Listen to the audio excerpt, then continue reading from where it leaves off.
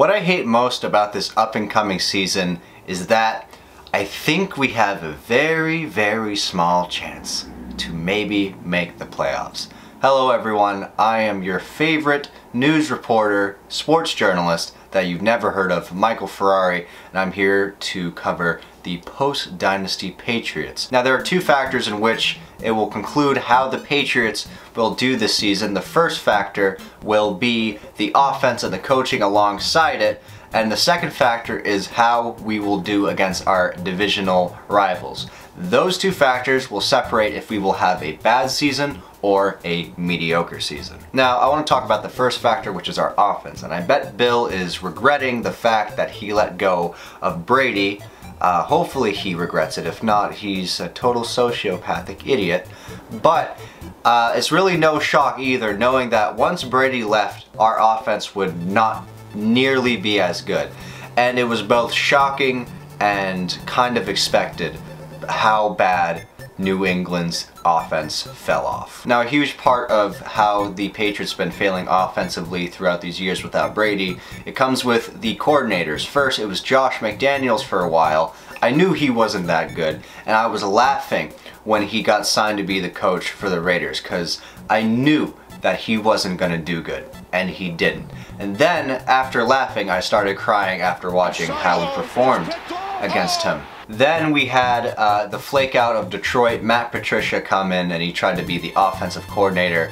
And the second I heard reports about the Patriots not really trusting this new offense that Patricia has put forward, I knew it was going to be a very long season, which it was, even though it was cut short because we didn't make it to the playoffs. Now, with Bill O'Brien as the OC, it comes to a little bit as a relief to a Patriots fan, knowing that he came from Alabama, which is a really good program. He used to coach with the Patriots, and at Alabama he was Mac Jones' coordinator as well.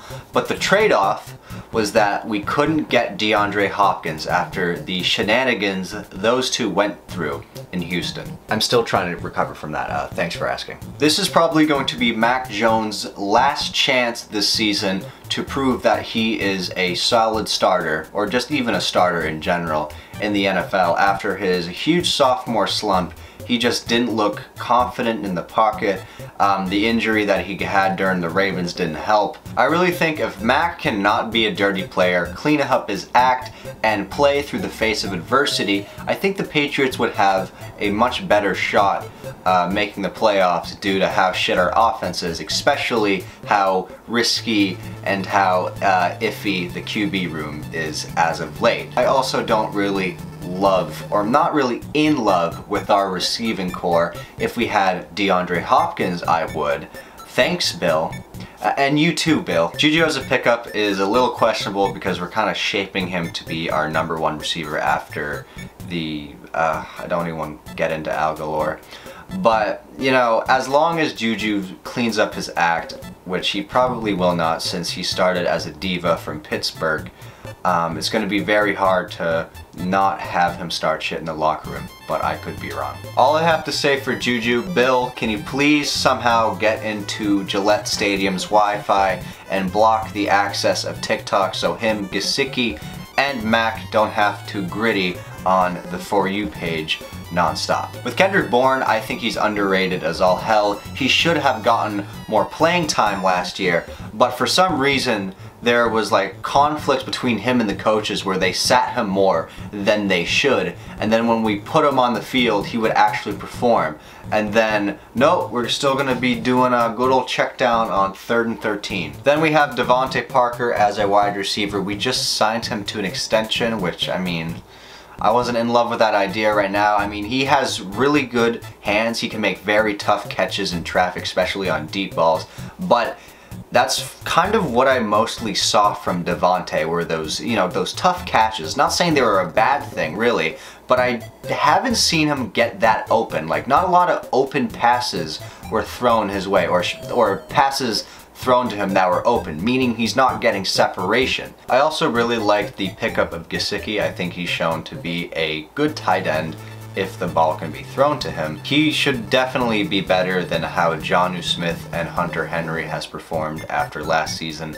Jonnu Smith never really came out of his shell when we signed him. Hunter Henry had a pretty good first year, then a fairly quiet second year, so I think this pickup with Gesicki should mean more explosiveness on the tight end side. Also, we had a fairly good draft, and that is shocking to say as a Patriots fan looking at who our GM is.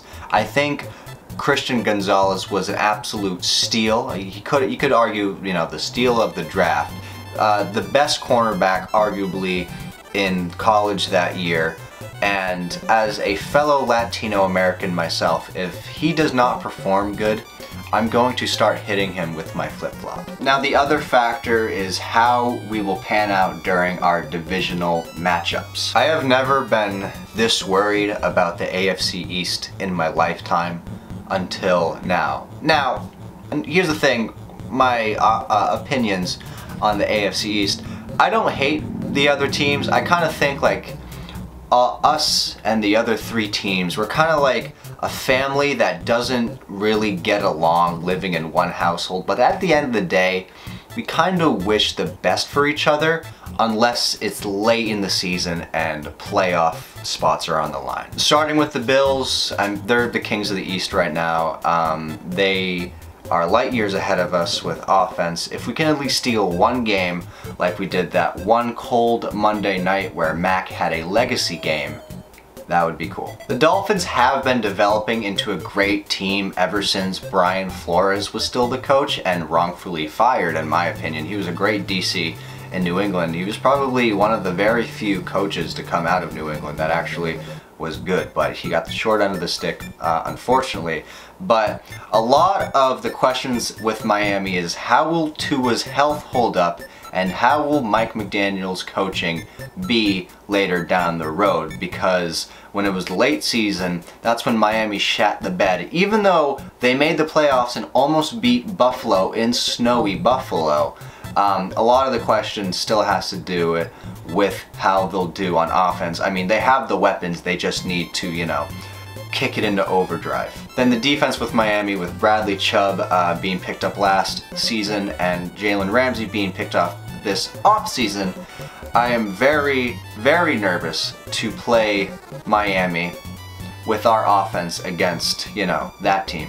I just beg we don't get swept this year because we always lose at Miami. We can't win a game in Miami to save our life. So if we can at least keep having that home game win, we'll be somewhat okay. Then there's the Jets, and I've never said this before, but I'm very intrigued how the Jets will play this season. I mean, I think everyone is. It's the first time everyone is expecting a Jet in New York to not crash and burn. Sauce Gardner may as well be a generational talent and might be the best cornerback the NFL will see in the coming years pending his health. Then we have Quinn Williams, who signed another fat deal, proving that he is one of the best defenders in the game. Then you have receivers like Wilson, Lazard, and I gotta check the last name because I already forgot, Hardman. But really what is selling the story of the Jets this year is the pickup of Aaron Rodgers. Now,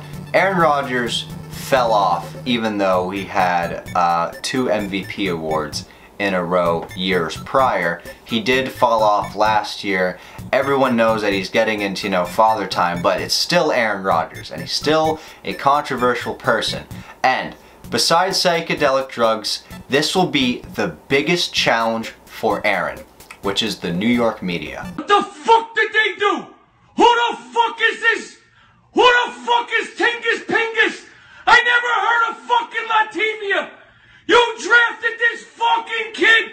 You stupid motherfuckers, you! If we can continue sweeping the Jets, that'd be much appreciated. This is the biggest season all the teams in the AFC East have being in the East themselves, knowing that one game could separate them from being second place to fourth place. And I'm very excited to see how all of us will do. And though you could argue that New England might be the weakest team out of the 4, our defense is still a bitch to them historically, and we still claw at them and we still fight back, and you know, sometimes we win. Now, with the rest of the AFC is more stacked than the NFC. I think almost everyone can agree on that. And believe it or not, because of how stacked the AFC is, that will keep the Patriots in the playoff hunt like it did last year, even though we were garbage. The reason is because so many good teams in the AFC played each other, and so many teams had upsets or had worse records than initially because how many good teams there were. Meaning, the AFC was kind of imploding on itself, which is the reason why New England almost made the playoffs.